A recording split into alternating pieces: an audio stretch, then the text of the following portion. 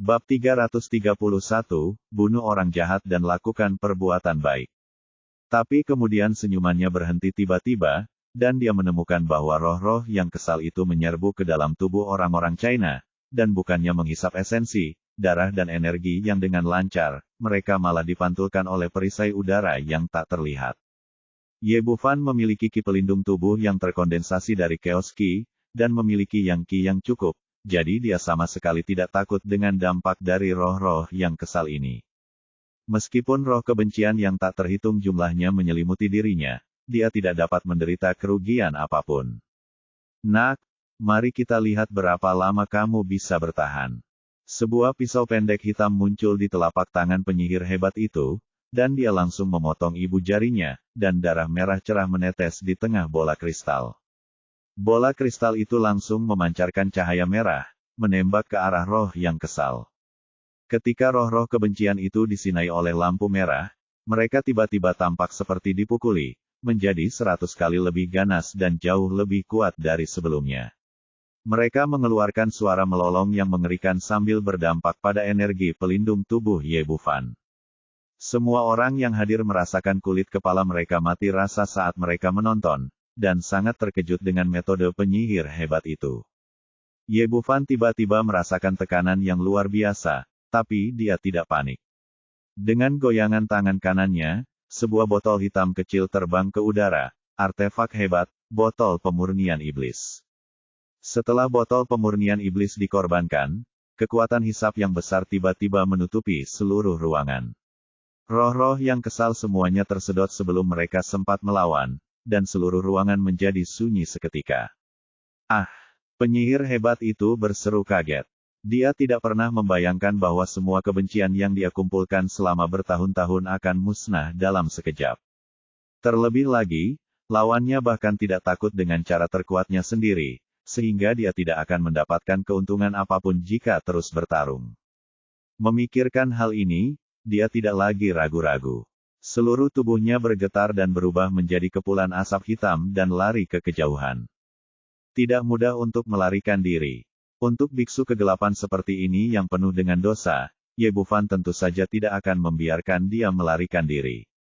Dengan jari tangan kanannya, botol pemurnian iblis di udara menyapu ke arah asap hitam. Ah! Teriakan nyaring keluar dari kegelapan, yang terdengar sangat menyedihkan dan membuat orang bergidik di langit malam. Segera, asap hitam menghilang, dan sesosok tubuh yang terbungkus jubah hitam jatuh ke tanah dengan bunyi gedebuk. Botol pemurnian iblis baru saja menyedot semua kekuatan sihir penyihir hebat, hanya menyisakan tubuh tanpa budidaya apapun. Semua orang melihat melalui cahaya api dan melihat bahwa penyihir hebat yang mengenakan jubah hitam akhirnya menunjukkan wajah aslinya. Dia terlihat sangat jelek, seolah-olah kerangka itu ditutupi dengan kulit manusia pria atau wanita. Beberapa anggota suku yang penasaran hendak mendekat, tapi mereka dihentikan oleh Ye Bufan. Orang ini telah mempraktikkan ilmu sihir hitam sepanjang hidupnya dan berlumuran racun. Dengan jentikan tangan kanannya, semburan api ramuan terbang seketika, memurnikan tubuh penyihir hebat itu menjadi bola abu, yang tertiup angin dan menghilang di udara. Penyihir hebat, penyihir hebat. Penduduk suku primitif seperti ini selalu menghormati yang kuat, terutama penyihir hebat yang diabadikan oleh suku tersebut. Ye Bufan mengalahkan penyihir hebat sebelumnya dan secara alami menjadi penyihir hebat baru dari suku Zuma. Semua penduduk suku Zuma, kecuali kepala Garinca, berlutut dan terus meneriakkan nama penyihir hebat untuk mengungkapkan rasa hormat batin mereka. Alice diikat pada bingkai kayu, matanya berbinar saat dia melihat pemuda yang memamerkan kekuatannya di hadapannya. Mungkinkah ini benar-benar pangeran menawan dalam hidupnya? Mengalahkan penyihir gelap dan datang menyelamatkan dirinya sendiri. Cao Xiaowan bahkan lebih terkejut lagi. Dia hanya tahu bahwa dia sangat terampil, tapi dia tidak menyangka bahwa dia juga seorang penyihir yang sangat kuat. Di antara orang-orang yang berlutut di suku Zuma, selain Garinca, ada sosok jangkung yang terlihat sangat tidak pada tempatnya, yaitu Kanu. Di antara semua orang yang hadir, hanya ada satu orang yang paling tidak mengharapkan Ye Bufan menjadi penyihir hebat, dan itu adalah dia. Kedua orang itu awalnya memiliki dendam. Begitu Ye Bufan menjadi penyihir hebat di sukunya, dia tidak akan pernah memiliki kehidupan yang baik. Pada saat ini, Garinca juga menyadari kehadirannya dan berkata tidak puas, "Kanu, apa yang kamu lakukan? Apa kamu tidak tahu cara memuja penyihir hebat?" Kanu terdiam sesaat. Tahu caranya, jelaskan dendam antara dia dan Ye Bufan. Ye Bufan berkata, "Tuan Ketua, menurut aturan suku, bagaimana kita harus menghadapi orang yang tidak menghormati penyihir hebat?" Petik 2. Kemarilah, potong kepala Kanu. Dengan otoritas yang cukup, dia segera melambaikan tangannya dan memanggil 2 prajurit. "Chief, jangan lakukan ini, jangan bunuh aku," teriak Kanu putus asa, tapi kedua prajurit itu tidak memberinya kesempatan sama sekali, dan memenggal kepalanya dengan pisau. Melihat tubuhnya jatuh ke tanah, Ye Bufan tidak menunjukkan simpati di matanya. Orang seperti ini sudah sangat akrab dengan Tiongkok, dan suatu hari dia mungkin akan memikat seorang gadis bodoh. Cao Xiaowan sendiri yang datang menyelamatkannya, tetapi wanita lain tidak seberuntung itu. Membunuh orang jahat berarti melakukan perbuatan baik. Saat ini, pemahamannya tentang kalimat ini semakin dalam. Membunuh penyihir hebat dan Kanu akan memastikan bahwa lebih banyak orang tidak akan dirugikan. Garinca melambaikan tangannya dan meminta orang-orang untuk membawa jenazah Kanu pergi, lalu berkata kepada Ye Bufan, "Penyihir terkasih, apa pendapatmu tentang pengorbanan hari ini?" Ye Bufan berkata, "Biarkan semua orang ini pergi, alasan mengapa sang penyihir Tuhan marah sebelumnya, semuanya bohong, dan tidak ada yang seperti itu sama sekali." Garinca berkata dengan sedikit kebingungan, "Tetapi baru-baru ini, orang-orang di suku kami telah terinfeksi satu demi satu, dan hampir 1000 orang telah meninggal sedang sakit." Ye Bufan tahu bahwa meskipun dia mengalahkan penyihir hebat, dia tidak sepenuhnya mendapatkan kepercayaan dari orang-orang ini. Dia berkata, "Tuan Ketua, biarkan seseorang menggendong ibumu, dan saya akan segera menyembuhkannya." "Benarkah? Hebat sekali." Garinca segera meminta seseorang untuk membawa ibunya ke suku. Seorang wanita tua berkulit hitam keriput terbaring di tandu, meskipun dia masih terjaga. Tidak ada kekuatan tersisa di matanya, dan dia tampak benar-benar dalam kondisi sekarat. Jika Ye Bufan ingin menyelamatkan 100 wanita di altar, dia harus menyembuhkan wanita tua itu. Jika tidak, orang-orang itu tetap tidak bisa lepas dari nasib menjadi korban. Garinca berkata, "Penyihir hebat, tolong ambil tindakan." Alice masih terikat di altar. Melihat pria Tionghoa ini akan merawat wanita tua itu, hatinya yang baru saja lega terangkat kembali. Wanita tua ini adalah ibu kepala suku. Dia juga pernah menemui dokter sebelumnya, tetapi tidak ada pengaruhnya. Dia adalah presiden Asosiasi Medis Dunia dan seorang jenius medis yang terkenal di dunia. Bisakah pemuda ini menyembuhkan penyakit yang bahkan dia tidak dapat menyembuhkannya? Dilihat dari situasi saat ini, jika nenek tua itu tidak bisa disembuhkan, mungkin akan sulit bagi mereka untuk lepas dari nasib dikorbankan. Lupakan saja, betapapun banyaknya, karena dia adalah pangeran yang diutus Tuhan untuk menyelamatkannya, dia pasti punya caranya sendiri. Alice tidak lagi berpikir terlalu banyak, tapi menatap Ye Bufan dengan mata menyala-nyala, penuh harapan. Meskipun Cao Xiaowan dan wanita lain yang dijadikan korban tidak memiliki ide yang rumit, mereka juga tahu bahwa orang-orang Tionghoa di depan mereka adalah satu-satunya harapan mereka untuk bertahan hidup. Ye Bufan melangkah ke depan wanita tua itu, mengeluarkan jarum perak dan mulai mengobati penyakitnya dengan akupuntur. Bab 332 Sihir Ilahi.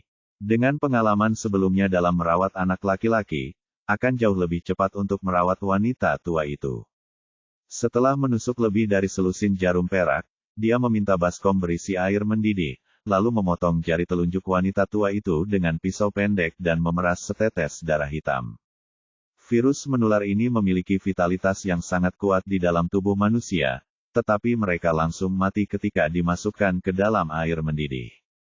Setelah melakukan semua ini, dia menggunakan keoski untuk membantu wanita tua itu memilah meridian yang tersumbat, dan kemudian mengambil kembali semua jarum perak.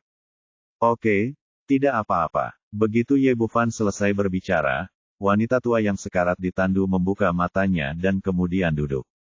Saat ini, dia tidak hanya pulih dari kondisinya, tetapi tubuhnya telah dikondisikan menjadi lebih kuat dari sebelumnya, dan dia terlihat penuh energi.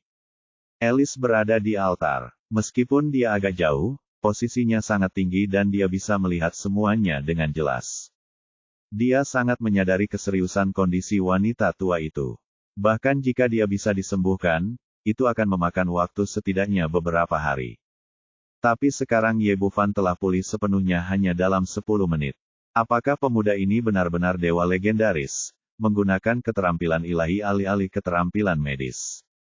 Tapi bagaimanapun juga, ini adalah kabar baik bagi mereka yang akan dikorbankan. Menyembuhkan ibu kepala suku sama dengan menyelamatkan mereka. Melihat penyihir hebat baru dengan mudah menyembuhkan ibu pemimpin klan, anggota klan di sekitarnya langsung bersorak seperti tsunami. Kemudian mereka semua berlutut dan bersujud. Mereka memiliki pemahaman yang sama dengan Alice, dan merasa bahwa ini jelas bukan keterampilan medis, tetapi keterampilan ilahi. Garinca juga sangat senang dan membungkuk dalam-dalam kepada Ye Bufan, penyihir hebat. Terima kasih telah menggunakan sihirmu untuk menyelamatkan ibuku. Ye Bufan tidak ingin menjelaskan terlalu banyak kepada orang-orang yang berpikiran terbelakang ini. Jadi dia berkata, Guru Ketua, sekarang saatnya melepaskan orang-orang ini. Jika kita membuat marah orang-orang yang tidak bersalah ini, saya khawatir kita akan menyinggung para dewa. Tidak ada cara lain. Untuk menyelamatkan orang, dia tidak punya pilihan selain mengangkat para dewa keluar. Apakah kamu mendengar itu? Lepaskan dia segera seperti yang dikatakan penyihir hebat. Dia sangat cakap dan mengetahui sihir.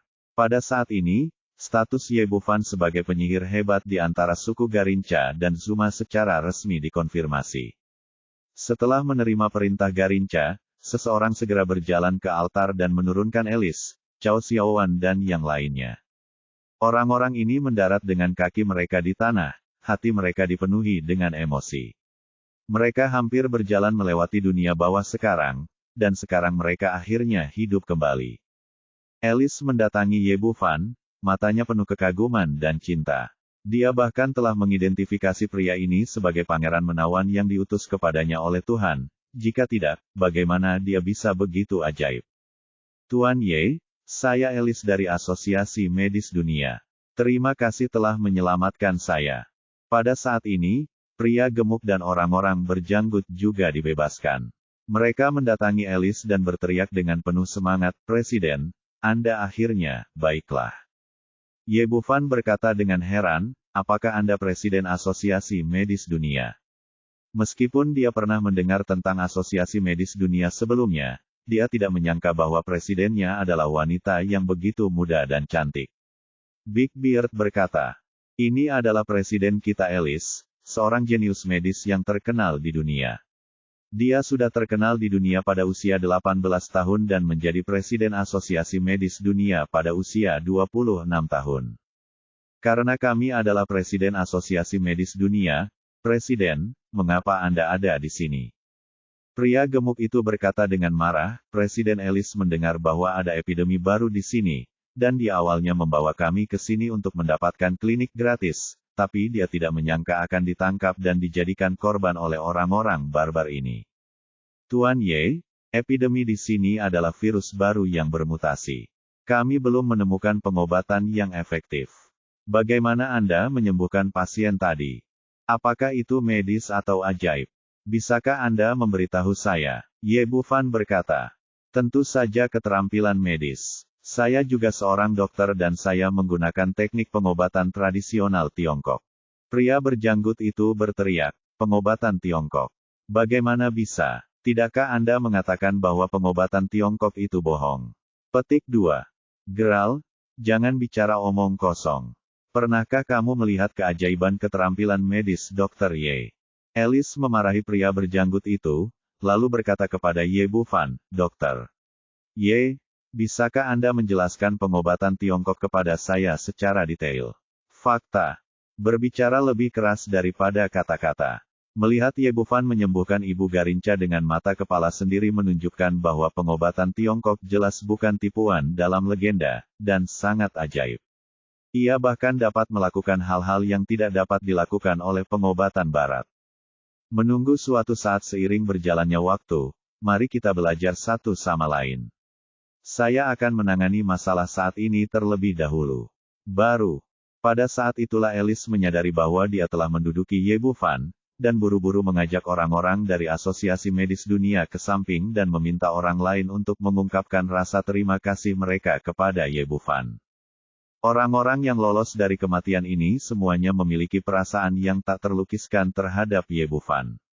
Bersyukur, beberapa datang untuk membungkuk, beberapa datang untuk bersujud, dan mereka semua mengungkapkan rasa terima kasih mereka dengan caranya masing-masing. Ketika semua orang hampir selesai, Cao Xiaowan datang dengan ekspresi yang rumit, menundukkan kepalanya dan berkata, "Xiao Fan, terima kasih sudah datang ke sini, selamatkan aku." Ye Bufan berkata, "Tidak perlu berterima kasih padaku. Jika kamu ingin berterima kasih, terima saja pada cucu, kalau tidak aku tidak akan datang ke sini untuk menyelamatkanmu." Petik 2. Cao Xiaowan menundukkan kepalanya dengan ekspresi bersalah di wajahnya, "Aku salah sebelumnya. Aku minta maaf padamu dan terima kasih karena telah menyelamatkanku." Ye Bufan tidak berkata apa-apa lagi. Dia langsung menelepon Henry dan memintanya mengatur 2 pengawal untuk mengirim Cao Xiaowan ke ibu kota semalaman untuk diserahkan kepada Andrew. Sebelum datang, dia sudah membuat perjanjian dengan Andrew bahwa selama dia bisa menyelamatkan orang itu, dia akan menggunakan koneksi saya untuk membantunya mendapatkan paspor baru dan mengirim Cao Xiaowan kembali ke Tiongkok. Setelah semua ini selesai, Garinca datang lagi, "Penyihir hebat, masih banyak pasien sakit di klan kami. Kami menantikan keajaiban Anda, teknik menyembuhkan penyakit mereka." Ye Bufan berkata, "Ayo lakukan ini, bawalah mereka yang sakit parah, dan saya akan membantu mereka mengobatinya terlebih dahulu. Yang lain akan menunggu sampai saya menyiapkan obat untuk mengobati mereka besok." Petik 2. Cuma bercanda, seluruh suku Zulu memiliki populasi hampir 1 juta, dan saya tidak tahu berapa banyak orang yang terinfeksi. Jika dia menggunakan akupuntur untuk mengobati satu persatu, belum lagi dia akan kelelahan, sebelum dia sembuh, bahkan kecepatan pengobatannya akan sama. Jika tingkat infeksi tidak dapat ditingkatkan, Garinca tentu saja tidak keberatan dan segera memerintahkan pasien parah di dekatnya untuk dibawa ke sana. Pasien-pasien ini, dia membawa He Suang-Suang kembali ke kediaman yang diatur oleh suku Zuma. Ini adalah halaman terpisah. Meski tampilannya tidak sebagus villa Cina, interiornya memang sangat mewah, biasanya menjamu tamu-tamu terhormat. Setelah memasuki kamar dan menutup pintu, Ye Bufan berbaring dengan nyaman di tempat tidur, mengatur dirinya menjadi font besar, atau tepatnya font Tai. "Saya kelelahan hari ini. Untungnya, saya akhirnya diselamatkan. Cao Xiaowan, ini akan memakan waktu beberapa hari. Kita bisa kembali." He Suang-Suang berkata dengan sedikit cemas, "Jangan lupa bahwa kamu adalah penyihir hebat dari suku Zuma sekarang. Saya khawatir tidak akan mudah untuk pergi." Ye Bufan duduk, menepuk kepalanya, dan berkata dengan sakit kepala, "Ini benar-benar masalah. Saya tidak punya cara lain untuk menyelamatkan orang pada saat itu. Saya tidak bisa begitu saja menyaksikan ratusan nyawa dibakar sampai mati orang-orang bodoh ini." Petik 2. Bab 333 Kelompok Tentara Bayaran Raptor. Jika saya tidak mengalaminya sendiri, saya tidak akan pernah membayangkan bahwa ada tempat yang begitu bodoh dan terbelakang di dunia ini. Dan penyihir hebat itu berpura-pura menjadi hantu dan menggunakan pengorbanan manusia. Sungguh mengerikan. Memikirkan pemandangan di altar tadi, dia masih memiliki ketakutan, semua ini di luar pengetahuannya. Ngomong-ngomong, ada beberapa hal yang belum diselesaikan. Tolong bantu aku menjaga pintu dan jangan biarkan siapapun menggangguku. Berbicara tentang penyihir hebat, Ye Bufan segera memikirkan roh-roh yang kesal di dalam botol pemurnian iblis. Orang-orang ini hanyalah orang biasa sebelumnya. Dia kemudian dimurnikan menjadi hantu oleh penyihir hebat. Cara terbaik bagi mereka adalah dengan diselamatkan dan memasuki 6 jalur reinkarnasi. Memikirkan hal ini, dia mengeluarkan botol pemurnian iblis, membuka tutupnya, dan jiwa transparan terbang keluar satu demi satu. Perbedaannya dari sebelumnya adalah kebencian mereka telah sepenuhnya dimurnikan oleh botol pemurnian iblis. Pada saat ini, mereka hanyalah jiwa yang murni, jauh lebih tenang. Setelah jiwa-jiwa ini terbang, mereka tahu bahwa Ye Bufan telah menyelamatkan mereka, dan mereka semua bersujud kepadanya di udara untuk mengungkapkan rasa terima kasih mereka. Oke, silakan masuk ke reinkarnasi, kata Ye Bufan dan membacakan mantra, dan mana yang tak terlihat menyelimuti jiwa-jiwa ini dan mengirim mereka ke reinkarnasi. Setelah melakukan semua ini, dia menyimpan botol pemurnian iblis. Tiba-tiba terdengar ketukan di pintu. Apakah Dr. Ye ada di sini? Dia melirik dengan kesadarannya dan menemukan bahwa itu adalah Alice. Dia masuk. Presiden Alice, ada apa? Ye Bufan dan He Suang-Suang sama-sama sedikit terkejut. Mereka tidak menyangka Presiden Asosiasi Medis Dunia akan datang berkunjung selarut ini. Maaf mengganggu istirahatmu, tapi aku benar-benar tidak bisa tidur sampai aku memahami beberapa hal. Alice kemudian menyadari bahwa He Suang-Suang dan Ye Bufan sedang bersama, dengan sedikit kekecewaan di matanya. Kemudian dia berkata, Dr. Ye, saya hanya ingin bertanya, bagaimana Anda menyembuhkan pasien itu? Ye Bufan berkata, sederhana sekali. Anda baru saja melihatnya, menggunakan akupuntur dari pengobatan tradisional Tiongkok kami. Liz menggelengkan kepalanya sedikit, tapi masih bertanya dengan wajah bingung, tetapi ini adalah virus baru yang tidak diketahui. Saya bahkan tidak tahu apa itu. Bagaimana Anda membunuh virus tersebut? Apakah ini virus yang tidak diketahui? Lalu untuk Anda dokter pengobatan barat, kami memiliki nama yang sama untuk pengobatan Tiongkok, yang disebut kejahatan eksternal yang memasuki tubuh. Ye Bufan masih mengagumi sikapnya dalam mencari ilmu, dan berkata dengan sabar, pengobatan barat dan pengobatan Tiongkok adalah dua hal yang sangat berbeda. Sistem medis perlu memahami situasi virus untuk mengobati penyakit ini, tetapi kita tidak perlu memahaminya. Pengobatan Tiongkok mengobati penyakit dengan memperkuat tubuh dan melenyapkan kejahatan, membuka blokir meridian dan mengaktifkan meridian kejahatan eksternal dari tubuh dan mengembalikan tubuh manusia ke keadaan normal. Tingkat normal sudah cukup. Alice, yang sebelumnya adalah seorang dokter barat murni, bingung dan bertanya dengan wajah bingung, apa yang baik dan apa yang jahat. Berapa banyak suntikan yang Anda dapatkan? Bisakah itu menyembuhkan penyakit? Presiden Alice, Anda tidak memiliki pengetahuan sebelumnya tentang pengobatan tradisional Tiongkok, jadi agak sulit untuk menjelaskan hal-hal ini. Kata Ye Bufan, pengobatan tradisional Tiongkok telah diturunkan di Tiongkok selama 5.000 tahun dan merupakan praktik kuno. Dan memerlukan proses yang panjang untuk mempelajari sistem medis yang menakjubkan ini. Jika Anda tertarik untuk mempelajari pengobatan tradisional Tiongkok, Anda dipersilakan untuk datang ke Tiongkok. Pengobatan tradisional Tiongkok akan mengejutkan Anda. Ambisinya adalah untuk mempromosikan pengobatan tradisional Tiongkok, dan wanita di depannya. Dia adalah Presiden Asosiasi Medis Dunia. Jika hal itu dapat diakui oleh Alice, pasti akan menjadi hal yang baik bagi pengobatan Tiongkok untuk menyebar ke seluruh dunia. Oke, saya pasti akan pergi ke Tiongkok ketika saya punya waktu. Pengobatan Tiongkok sungguh menakjubkan. Setelah Alice selesai berbicara, dia melihat ke arah He Suang-Suang di sebelahnya dan bertanya dengan sopan, Dr. Ye, bisakah Anda memperkenalkan wanita oriental cantik ini kepada saya? Petik 2. Tentu. Ye Bufan meraih tangan He Suang-Suang dan berkata, ini pacarku He Suang-Suang. Petik 2.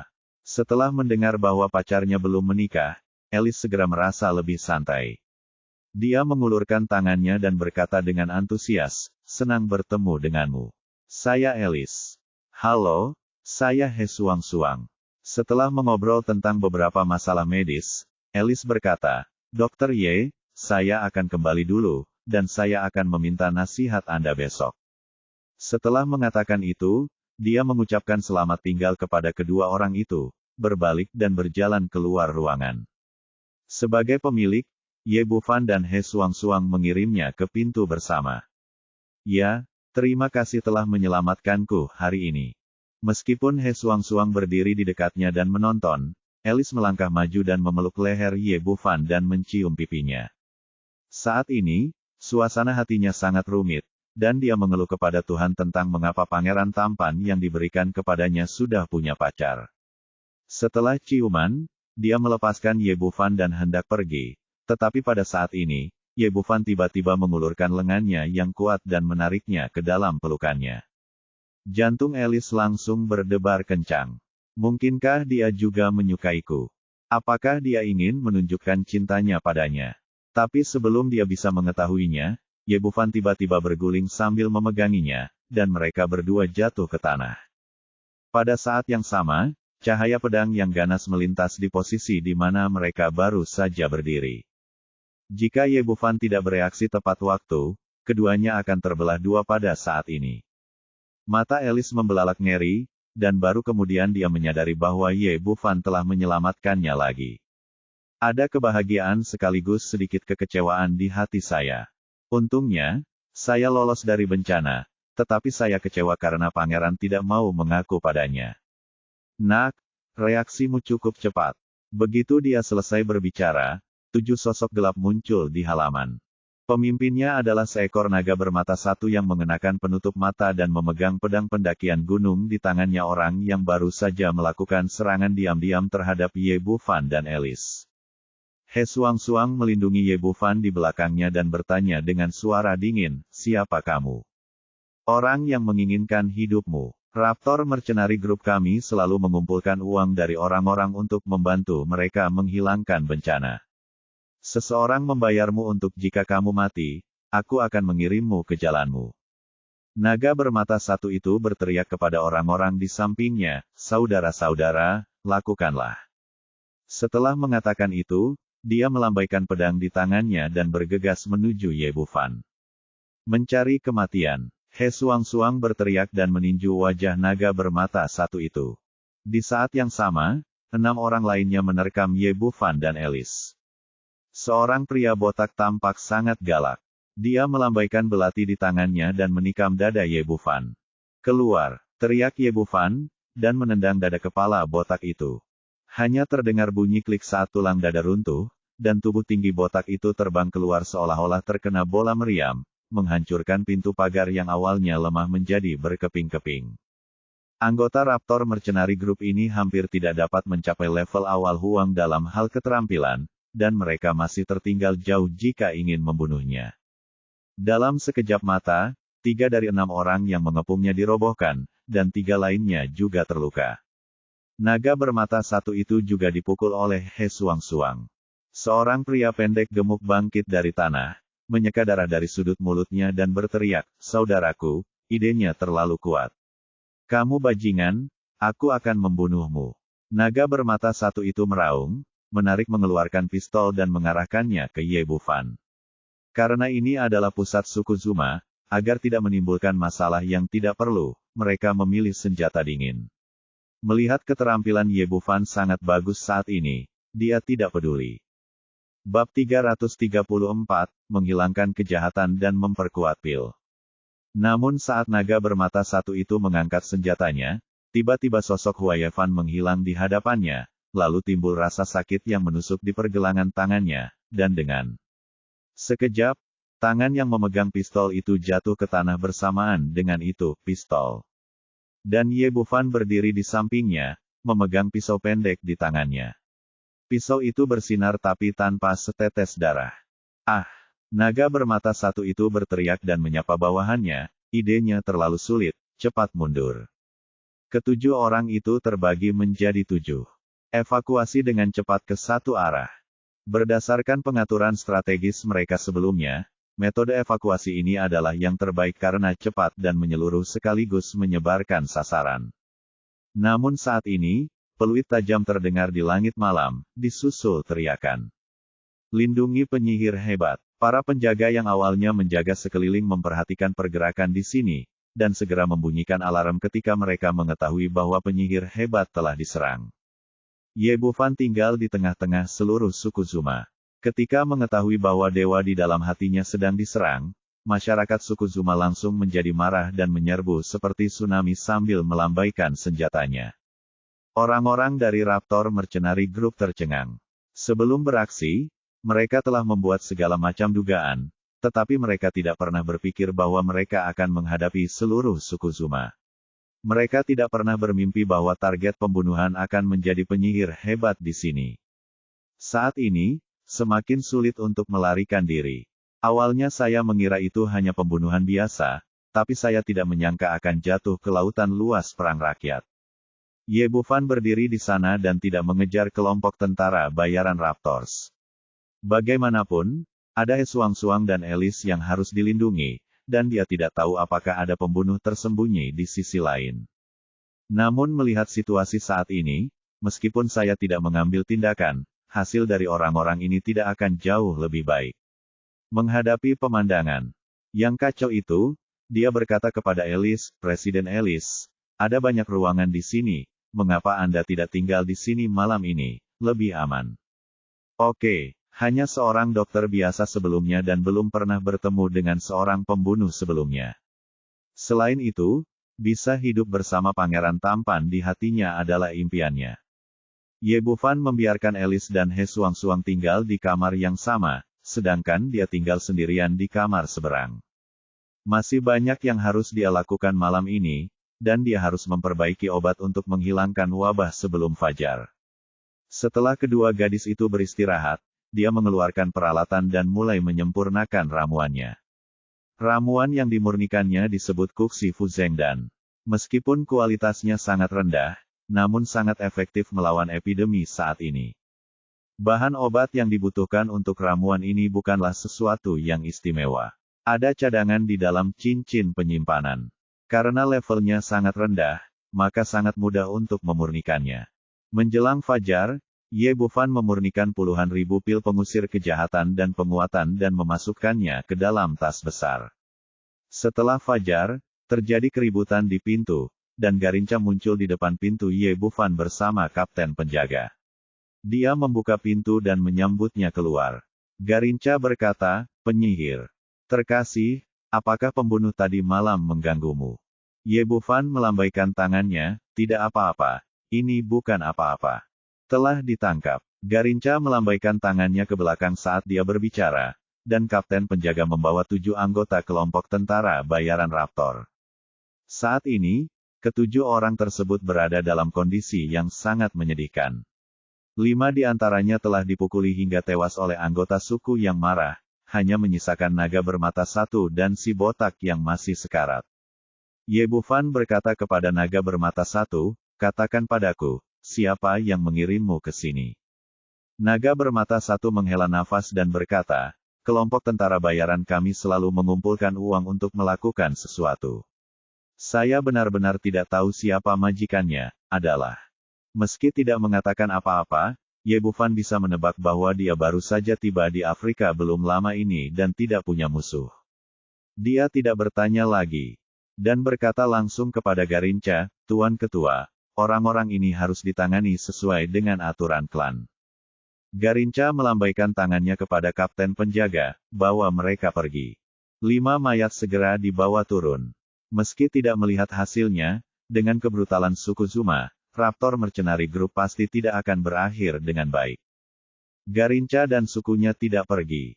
Ye Bufan tahu apa maksudnya dan membawa tas berisi pil pengusir kejahatan dan penguatan. "Pak Ketua, ini obat mujarab yang saya saring dalam semalam. Bisa menyembuhkan penyakit suku saya. Kalau penyakitnya ringan, minum 1 pil. Kalau penyakitnya serius, minum 2 pil. Sudah cukup." Petik 2.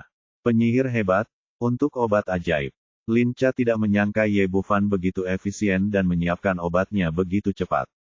Pada saat ini, Alice keluar dari kamar. Dia mengambil pil pengusir setan seukuran kacang kedelai dan bertanya dengan tidak percaya. "Ye Bufan, apakah kamu yakin pil kecil ini dapat menyembuhkan penyakit semua orang?" "Sedikit, tentu saja. Anda bisa datang dan menyaksikannya." "Tentu saja saya ingin menyaksikannya. Saya ingin melihat betapa ajaibnya pengobatan Tiongkok. Alice telah berada di sini selama seminggu dan selalu ingin menaklukkan ini virus, namun belum ada metode efektif yang ditemukan." Dia mengikuti kapten penjaga untuk membagikan obat kepada anggota suku yang sakit atau anggota keluarga mereka. ingin melihat dengan mata kepala sendiri apakah pil tersebut efektif. Penduduk suku tersebut tidak ragu lagi. Menurut pendapat mereka, penyihir hebat memiliki kekuatan yang tak terbatas dan penyakit mereka seharusnya mudah disembuhkan. Setelah pil dibagikan, mereka yang sakit segera meminumnya, dan setengah jam kemudian, keajaiban terjadi. Para pasien yang semula diangkut dengan tandu berdiri sendiri-sendiri, yang demam tinggi tidak lagi demam tinggi, yang kejang-kejang berhenti, dan semuanya menjadi hidup. Ini, ya Tuhan, apakah ini keajaiban? Melihat segala sesuatu di depannya, Alice tidak dapat mempercayai matanya. Sebagai Presiden Asosiasi Medis Dunia, dia sangat ingin tahu tentang pengobatan tradisional Tiongkok. Sungguh ajaib. Hidup penyihir hebat. Para anggota suku di sekitarnya berlutut di tanah bersama-sama, mengungkapkan rasa terima kasih mereka dengan cara mereka sendiri atas obat ajaib yang diberikan oleh penyihir hebat. Dia berbalik, meraih tangan Ye Bufan dan berteriak dengan penuh semangat, "Sayangku, saya ingin belajar pengobatan Tiongkok dari Anda, dan saya ingin menjadi guru Anda." Ye Bufan berkata, "Presiden Alice, jika Anda tertarik dengan pengobatan Tiongkok, jika Anda tertarik, Anda dapat mempelajarinya lebih lanjut. Jika Anda ingin mempelajarinya, pengobatan Tiongkok tidak cocok untuk Anda." Petik 2. Mengapa? Apakah Anda meremehkan saya? Saya seorang jenius medis yang terkenal. Saya pasti bisa mempelajari pengobatan Tiongkok dengan baik. Saya mengerti. Apakah Anda memiliki etiket magang khusus? Magang harus mengabdikan dirinya kepada master. Jangan khawatir, saya bisa melakukan apapun yang Anda minta. Petik 2. Ye Bufan punya garis hitam di kepalanya. Dia tidak tahu, dari suku asli manakah si cantik pirang ini mempelajari aturannya. Dia melirik ke arah He Suang-Suang, yang sedang menatapnya dengan penuh semangat, dan berkata dengan rasa malu, "Nona Alice, saya tahu Anda sangat baik, tetapi pengobatan Tiongkok didasarkan pada budaya Tiongkok kuno. Anda tidak tahu apa-apa tentang Tiongkok, Anda tidak, saya tidak tahu apa itu Yin dan Yang, tidak. Jika Anda mengetahui apa itu 5 elemen dan bahkan tidak memahami bahasa Mandarin biasa, Anda tidak akan bisa mempelajari pengobatan Tiongkok.